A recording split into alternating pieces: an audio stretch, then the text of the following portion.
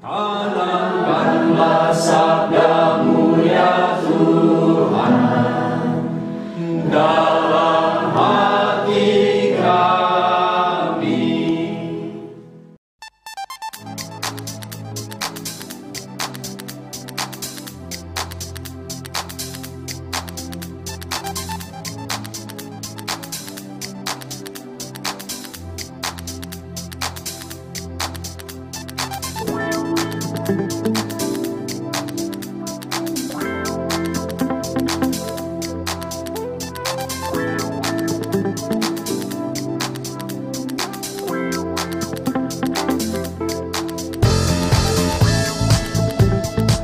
Kita bakal banyak belajar tentang teamwork, bagaimana bekerja bersama.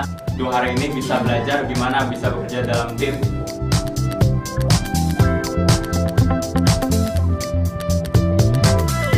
Seperti tadi contohnya game yang tadi ini nih, yang tongkat.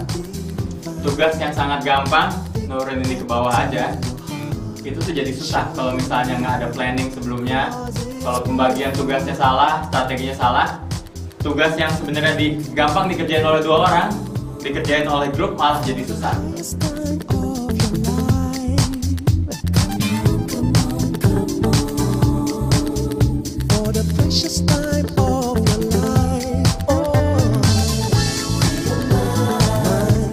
Di sini kita liburan bareng.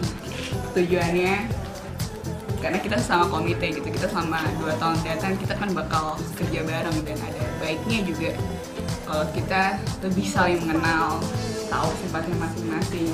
Ya, gue berharap sih dari LDK ini ya, komite-komitenya tuh lebih nyatu sebagai komite Mudika.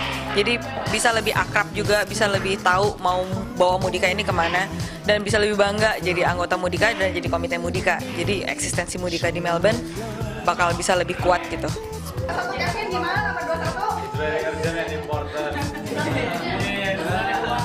Tantangan kita anak-anak Mudika ini buat time management tuh apa sih?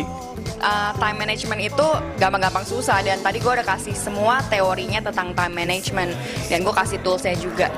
Tapi pada prakteknya itu emang gak segampang presentasi gue tadi gitu. Jadi ini semua menurut gue about kemauan anak-anak Mudika aja. Apakah kita benar-benar pengen bisa memanage waktu kita sedemikian rupa, atau kita pengen stick aja with the old ways, di mana yaudah deh kita akan procrastinate aja, atau merasa jadi sibuk dan semuanya serba mepet gitu. Tapi selalu assess, ternyata gue masih punya 50 jam seminggu, Rajo bisa aja pergi. Baru saya kita selesai dari salah satu session tentang project management yang dibawain oleh Herman.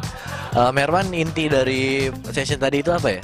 Jadi basically yang kita bahas barusan itu secara singkat basis project management gitu. Ya, tadi kita ngebahas sedikit tentang segitiga project management yang meliput time, cost, quality gitu, yang dikontrol sama scope-nya. Karena kan tadi juga ada tools yang contoh-contoh lah, meskipun nggak complicated toolsnya, tapi it's a very simple tools yang mudah-mudahan bisa diterapin langsung buat project-project Mudika ya 2 tahun ke depan ini. Itulah kenapa Mudika punya visi misi. Kenapa Rima sebagai ketua punya visi misi. Setiap orang itu punya misi yang berbeda, punya keinginan yang berbeda, punya cara berpikir yang berbeda. Itu dia konflik akan terjadi. Tadi gue bawain ada 5 cara, apakah dengan compromise, apakah dengan competing, atau dengan collaborating, dengan cooperation, atau dengan avoiding gitu.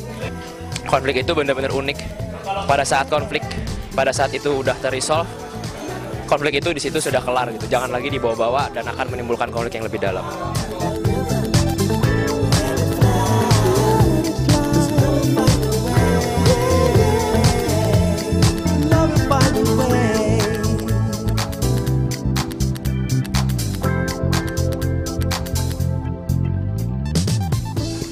Session yang akan gue bawain nanti adalah personalities.